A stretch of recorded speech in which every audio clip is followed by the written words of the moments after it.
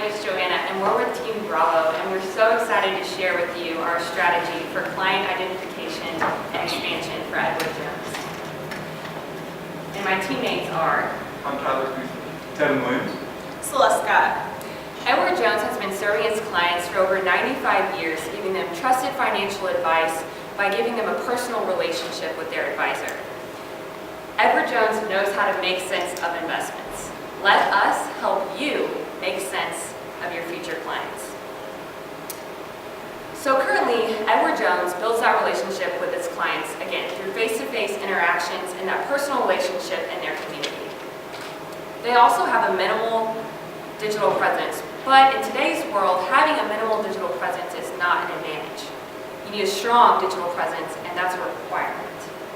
So the problem Edward Jones is facing is how do they identify, attract, engage, serve, and retain their customers. Our solution to this is a simple three-step process. They do it through,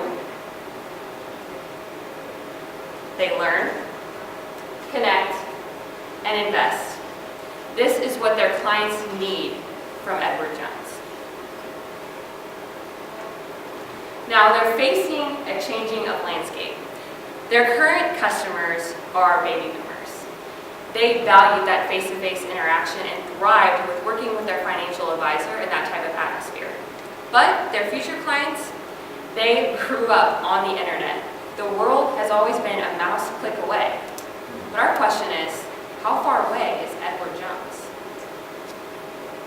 So you know who the millennials are, but what are the challenges you face when trying to target the millennials? You have to think about the fact that they haven't had investment experience. This is their first time investing. This is their first time tapping into this market.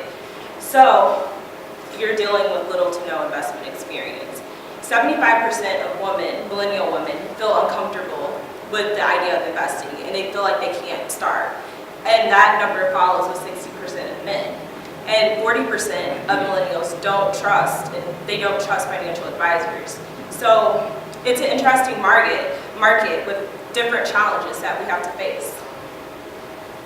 So we have some population data. This is basically the research we done, an overview of the research we did. And we chose to target Chicago and Los Angeles particularly based on 4 reasons: population, educational attainment, race, and income. And you also have your data sheets that follow along with this to give you more ideas of what the numbers exactly are.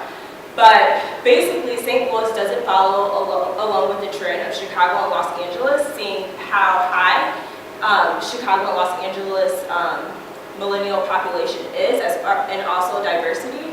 So when targeting St. Louis, it's not just about the millennials. It's about retaining the baby boomers you have, and being headquartered in St. Louis, we think that's an important demographic that we can't miss. So we came up with 4 customer profiles to target millennials and also retain the baby boomers. So me, Alex, Ian, Carrie, and Mark. Alex is a Latin American in Los Angeles. She's 24 years old. She just graduated from college, and she's still living at home with her parents. She's just beginning her career. She's trying to make a foundation for herself and who she is. So she wants to invest. She knows that's what she should be doing, but she doesn't know how. So we're going to show her how she can learn. Now meet Ian. He's a recent graduate of dental school and knows, again, he should be investing, and he's looking for more of a personalized advice rather than how to. He has a little bit of base knowledge, but he's really looking to build that future plan. How does he pay off his student loans, but also start an IRA? The next person I'd like to introduce is Carrie. She's an Indian Canadian living in Toronto. But what's exceptional about her is she's a single mother who's also running her own business. Incredibly busy, doesn't really have a lot of time to schedule out appointments and understand what her 2-week schedule is going to be or what she has available from 9 to 5. She needs investment that's available whenever and wherever she is, and that is what our goal with our program is going to be. And last but certainly not least, we have Mark. And Mark has been a long-time client of Edward Jones, and he's trusted them with his assets for nearly 20 years. Now, Mark does not really represent the group he talked about, because he doesn't really have the same preferences nor desires as those that we talked about. But it's still important to retain that traditional customer. So we've introduced you to 4 of these profiles that you need to be looking at when facing the millennials and also your current customers. So what do they need from you? They need to learn, connect, invest, and ultimately that leads to retention. So introducing our solution for Edward Jones. This is Financial Futures by Edward Jones, and it is a platform that connects financial advisors to potential clients. So customers such as Ian, Alex, they can come to this site and be connected through the learning aspect. Alex can come and become familiar with the terms, so she becomes more comfortable with investing so that more millennial women can begin to think of investing as something they can and should do with Edward Jones.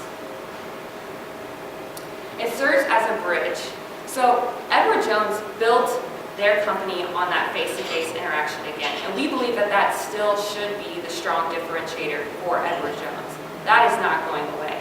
What needs to change and be enhanced is how you're attracting those customers and how you're bridging them and getting them to the financial advisor stage. You have to first build that trust with them as millennials crave that connection to your brand. They want to get to know you first. Definitely. So with the learn component of our recommendation, we're centering around Alex and customers like Alex. So there's 2 key aspects of this component: attracting and educating. So we're going to do that through videos, kind of like a Khan's Academy, where you can go and watch short, to-the-point videos and learn key concepts to investing, like key terms and just the benefits, what you can get from investing, the different type of investments you can have. Because someone like Alex, who just graduated from college, she may not know. She may not even know what options are out there for her.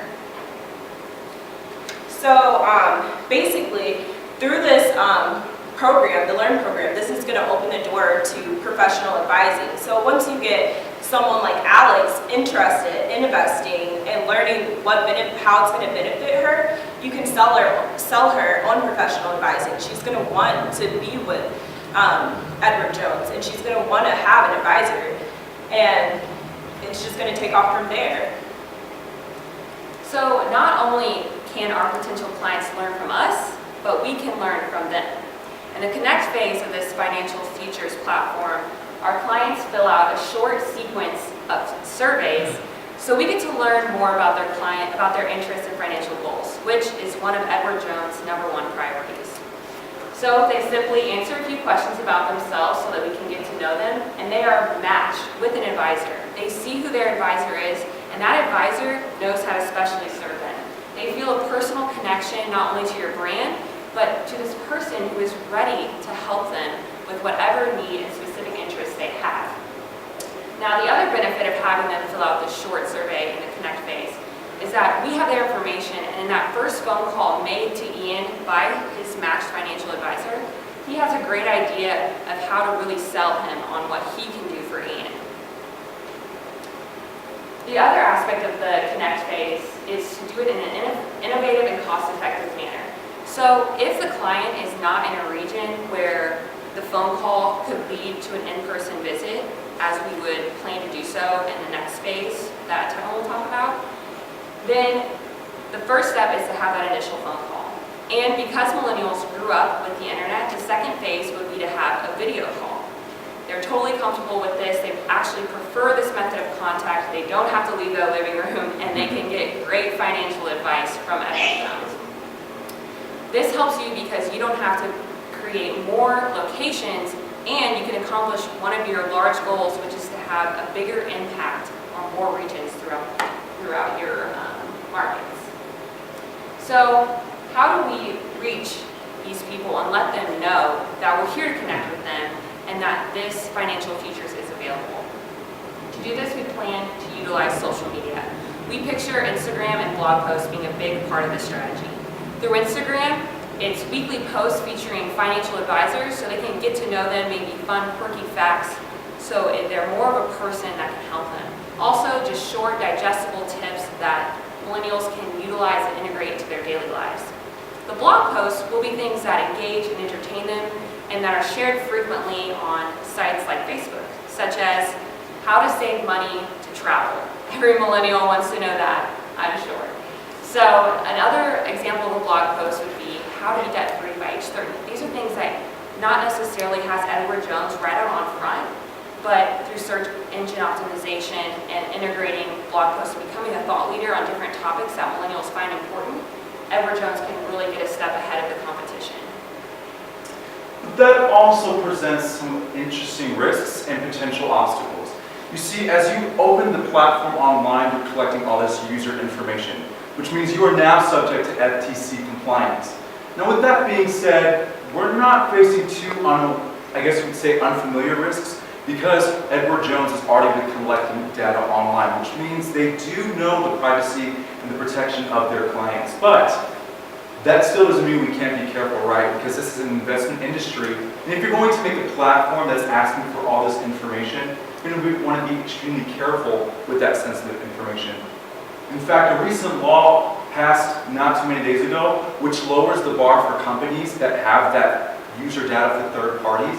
But again, we still need to consider those risks. But the fact that we are aggregating our own data means that we don't necessarily have to rely on outsourcing other people's data from third-party companies. We are collecting that warehouse and catering our marketing resources from the consumers we're pulling in from this platform. And that is extremely important for the investment process. So before we move to investment, I want to talk about where we've been. So far we started with the learn phase. In the learn phase, what we really did was we made customers who aren't super comfortable with investing more likely to go to Edward Jones because that's where the knowledge base is. That's what they've learned about investing. And they might even learn along the way what the Edward Jones process is like. We then go to the connect phase. In this connect phase, you're building personal relationships with these clients. As Celeste brought up earlier, only 40% of advisors, 40% of millennials trust current advisors. 67% in the previous generation, huge gap there. By building this connection, we're able to create a better relationship and a better trust between these two clients. Now, what our invest stage is all about is to try and take and leverage our current existing infrastructure that exists within Edward Jones and their Edward Jones online access program. What that means is that any client at any time can go on and see what stocks they have available, see how they're performing, and see how they can be better, be improved, and even contact their advisor. By adding a small part of this, which is an online marketplace, you allow clients to be able to quickly get into the investment world without having a major risk. We aren't suggesting that Edward Jones go completely online and offer the entire portfolio available to the customers. We're simply saying, take this case test. Only offer ETFs. The reason why is because they're passively managed, they're moving away from actively managed at the current rate, and there's more likely to be able to capture these millennials. They want something that's easy to get into. At only $250, being able to get into an ETF is a relatively low barrier of entry and allows you to capture customers down the road. Another great thing is 85% of millennials will stay with the first financial institution. That's a huge benefit that you can move down the road according to the UNESCO IFPC study. Another thing that you can also look at is 47% of current millennials aren't taking advantage of the 401k. If you build a relationship with an ETF and you lock in that customer, you have a massive market to be able to expand to down the road. But there's also another challenge with ETFs that I'm moving forward with. And that's the new fiduciary rule. Most of you have probably heard about this, and it's a pretty big thing. Edward Jones is a big proponent against the fiduciary rules, I'm sure you're aware of, and the issues that can cause with having advisors to be able to actively manage ETFs. Faces a huge restriction on what they're able to actually be able to do for the customer, and it requires an open agreement contract of what that commission does, which may turn away customers and cause revenue losses. What our new passive system is, it actually allows people to still capture those ETFs in a passive environment and get rid of those actively managed ETFs that you end up losing already with the fiduciary rule. And in the event that this fiduciary rule does happen to stay, and even though it hasn't been delayed till June, if it happens to stay and you can't do as many actively managed in the US area, we have an alternative. And that's being able to expand off to areas such as Canada, where the Board of Labor has now passed a fiduciary law and allows you to still be able to capture those customers with passively managed ETFs and expand that to an actively managed ETF down the road. Another revenue stream that you can see for Edward Jones that allows you to continually expand in the markets that you may not have as strong as This is what's really going to create a solution for our people. And so now you have this platform, this idea, and it's time to build. But first, before even going into Canada, as Tyler mentioned, you want to test it on our ground soil. So let's build a platform, a pilot. That is going to model after Amazon's AWS system, where you aggregate data and create your own warehouse. And we took that data, plugged and chugged some hours to an appropriate size scale using Chicago and Los Angeles, and calculated to about 40,000 in big data, 69,500 in data storage and maintenance, all summing up to $110,000 in an annual platform cost. Now that's substantially lower than obtaining that in-store customer, but think about that as a test, and moving forward, we'll definitely have some images and growing. So then, let's act like we haven't talked about this platform. We took a look and continued with the trends that we saw, and we noticed a 2.5% growth. Now, that's not horrible, but given some of the conditions we talked about, that might decline. Now, if you were to implement a platform, that might not lead up to the 33% goal for 2022. But if you were to take that approximation that Cisco found 10% increased revenue, you've already met your goal before the 5th year, 2022. Now this trajectory uses those two numbers, and you can see that the top line is surpassing that. And then the bottom graph talks about our revenue and expense composition. And as you go along, even past 22, you realize that there's a fair balance, and over time, that revenue line is going to keep increasing up. Which brings us to those customer acquisition goals. So what I'm going to briefly go over is really going back to who is our customers and how are we going to be able to benefit from them. There's 86.7 million millennials in the United States that are able to invest. Out of those, 53% have already came out and identified that said they want to invest in long-term investments, which is what Edward Jones has always really been about and what's going to be a highly profitable market for them. The problem with those long-term investments is they're not reaching out to those people at the moment. If you divide that number, you multiply that by 40%, which is the amount of millennials that currently already use web-based applications for online banking, you're at 18.36 million people. That's your current market. That's the low-hanging fruit. That is people who are interested in reaching out to try and find new investors for long-term interests like Edward Jones and are already using these tools to be able to get into the program. Your goal is only 3.6 million. You can easily cover that if you only take 20% of your 18.36 to be able to accomplish your goals easily within the 3rd year, not even having to wait till the 2022 deadline. So then we want to talk about retaining, talk about growth, we talk about capturing that millennial. Now let's bring it back home to Mark, honoring your first customer, the guy who's been there since day one. We want to procure customers like Mark through a simple sequence, but also letting them adapt to newer age, cutting edge technology. Someday they got to learn how that system works, and this is a fairly simple way to do it. And secure that market share of IRAs, ETFs, mutual funds, so you don't lose those familiar products with that customer, but you're also letting them taste test your service. The idea is to attain customers. And once they know how those products work after they experience it online, they'll be back in your shops wanting more financial services, advice, and you're going to worry about what to do with all the extra revenue. Yeah.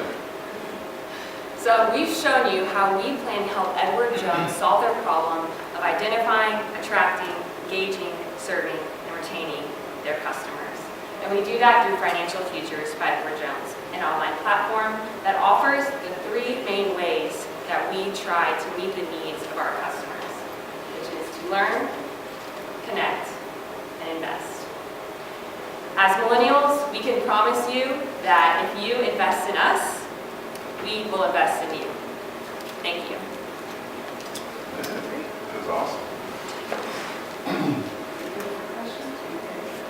Go ahead. Go for it. You get up on it. So I went in on the financial futures and digital platform. I was curious to know what other alternatives you had considered before landing on this one, and what made this one be your big recommendation you went all in on. Absolutely. So we considered a couple different options. Some of them were trying to expand the current amount of stores to be able to reach new clients. We also considered just starting with a social media platform to try and reach out and try and capture these issues. The reason we went as big of a platform and try to get this large interconnected circle is because you can't just reach out to people and expect them to invest with you. You can't just teach people about them and expect them to come to you. You have to do both. You have to be able to make that sale. You have to be able to connect with those people. You have to ultimately be more comfortable with Edward Jones financially. So the main alternatives, I guess, to that was basic social media, expanding other stores, and traditional marketing tools. And what would you do in order to drive prospective clients to the financial futures? So- Space. Yeah, so that would be done through search engine optimization using white hat strategies as far as relevant keywords. What are millennials, when they start to get that interest in investing, what are they searching that would drive them to Edward Jones? And what content can we put out through blogs that would connect with those keywords, kind of like the posts I mentioned about how to save more for traveling or investing to have money to pay off loans or whatever the case may be for the many different types of millennials and the different situations that they face. So driving them would be through social media and then through search engine optimization. I appreciate the fact, you mentioned one component of the strategy would be to identify certain demographic information about the individuals and then based on that information matching them up with an advisor to more align with your group of individuals that you identify with. I'm wondering, actually, hold on, I lost my train of thought. I can finish the question. The question that I had is, is Edward Jones ready from their workforce perspective today to meet those very individualized needs from a workforce standpoint? I can definitely talk to that. As I mentioned earlier, Edward Jones already has Edward Jones Access. They already have the platform and the really basic infrastructure that has a website to where you can have that power and be able to reach out to people. When we talk about advisors, with 15,000 advisors that they already have, and they're trying to grow that by 33%, whether or not they currently have enough advisors, they're going to in the future. And they're going to have to, because there are millennials with a large population that you have to be able to reach out to. And Edward Jones has always been a face-to-face business. Really, all this platform is doing is being able to allow people to get to that face-to-face stage, and whether it's capturing them through passively traded ETFs, connecting them, or giving them those learning opportunities. And I'll piggyback on that with the new condition of, let's say the fiduciary will pose some kind of threat against Edward Jones, where people aren't coming in wanting to have those IRAs and mutual funds managed. It creates a vacuum, essentially, of customers that were once there that are leaving. In order to combat that trend, an online platform allows them to recognize that there are still options available so they don't lose those products, but they're still taste testing and coming back for financial services if they're satisfactory. So it just takes that potential risk and turns it into an advantage. So, Lynn, sort of tag on to that. Right. So, as a millennial, or as a minority, or would you like to see your advisor be more reflective of who you are? Is that an important component of it? I think that's definitely a key to the millennials. They want to see someone that's like them and that can represent them. But the financial advisors that you guys already have and that's already in there, they can be just as valuable, but you would have to definitely expand and train new advisors. We're definitely more open. I wouldn't say that you need to be worried about having the same diversity of financial advisors as the diversity that exists in your potential clients. We'll be open and trusting as long as you reach out to us and make that initial connection and we feel that we've been matched with you based on similar interests and that you serve clients with similar needs that we have, which we've told you through the first surveys. So I think it's more about knowing that you're prepared to meet our needs. And I like your idea, by the way. It's a great idea. Do you see a trap here in terms of culturally? Edward, as you said at the end, Edward Jones is, it's a face-to-face, it's a direct relationship, and that actually there's other players in there that are pretty good, actually really good at this. Is there a danger of us sort of culturally losing our way if we start down this road? I think ultimately it all comes back to, we're still trying to create relationships. As we brought up in an earlier slide, the platform is just the in-between between clients and Edward Jones. We're not trying to make the platform replace the advisors. We're not trying to push past the ETS as the end-all solution. This is still going to be something where it's a one-on-one, personal and active advising for these clients. Okay. And it's really just expanding your marketplace. you have to find a way to be able to reach out to those people and be able to retain them once you have them. I don't know if that answers your question. It does. I think that's a really interesting thing to think about is how many people get trapped in the first phase. I mean, it needs to be a mission to move people through. Absolutely. And also, the scenario we played out was a relatively low cost for a pilot, so that is able to kind of prove whether or not this whole thing works, and that was that substantially lower number. Again, if you test in Chicago or LA, whatever, you can know, okay, if this works, we can bring it up to scale. If it doesn't, it's not an entirely huge sunk cost. So definitely testing it out would be a fair try. So can you, that slide, I had a question about that Yeah. slide. So that was your cost was 100 something thousand. What is incorporated in that? So I can definitely break that down. With our incorporated cost, the main thing that we're going to have on there is going to be going over the AWS, the 101,000. Yeah, exactly. One slide. So we have 40,000 in big data, that's your data analysis cost. So that's the actual hiring of analysis to be able to manage this data. People like webmasters, people who are used to SQL databases, and how to integrate that into your current system. The second cost is the data storage. What we're using there is the industry standard of Amazon AWS system. Amazon AWS system is a large system of servers that allows you easily and relatively cheaply manage large amounts of SQL databases. SQL databases is something that you can very easily pull information out of and be able to very easily, quickly and rapidly train over an online database. So most of that cost breakdown is going to be your financials advisors and big data, and then your actual storage of Amazon AWS servers. And to be specific, those numbers equal out to about 8,528 hours, and that breaks down to $2.47 per the data, and then for the service is about $1, well, actually 27 cents, and then that's broken down by point. So what data are we dumping into big data? The main data you're going to be dumping is your consumer preferences. So when you're going through the connect phase, you're going to see what are people asking for, what are people most commonly search for. As part of that's going to be training your next generation of advisors, as you mentioned. If people are constantly coming in for long-term IRAs like we see in millennials, or 401k strategies, that's something that you can pull out of an SQL server. Another part of big data is what are you learning, what are people constantly looking up, and what are people getting a lot of hits on.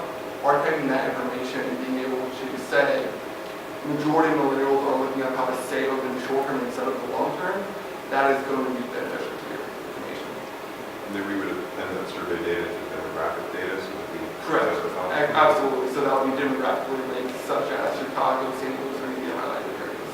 And so then this database, not only, it continually will show you who your next client is. It keeps you updated. It's not only who's your client tomorrow, it's who's your client next week. And you can stay updated on who's coming to your site, who's reaching out for that financial advice, so you have time to react and be trained so that you're ready for those clients. You mentioned the fiduciary role a couple of times, and we are actually food support, so just a small nit. We are not opposed to the fiduciary role in any type of way. We should be acting in your client's best interest. So I'm curious to know, what is it that made you think that we were opponents of it, and what is it that you think that we're going to struggle with having this role in play? I think the fiduciary rules, my understanding, is it creates a much larger barrier to entry for ETFs, particularly in mutual funds, particularly since the fact that it is, you have to reveal all the information on commission, and it creates a little bit more regulation on that. Whenever you open up that information to people, you may overwhelm the millennial with all this information about here's commission, here's all this breakdown, and things like that. That's not something you want to do, and that's a really rigid structure. That's not something you can really tailor. That open contract has to be signed, it has to be presented in such a way. When you overflow some of that information, you end up potentially losing clients. And I also, from what I've been reading, could potentially cost you on how much you're actually able to actively manage those ETFs. To my understanding, and from what I've been reading in certain reports, such as CMC.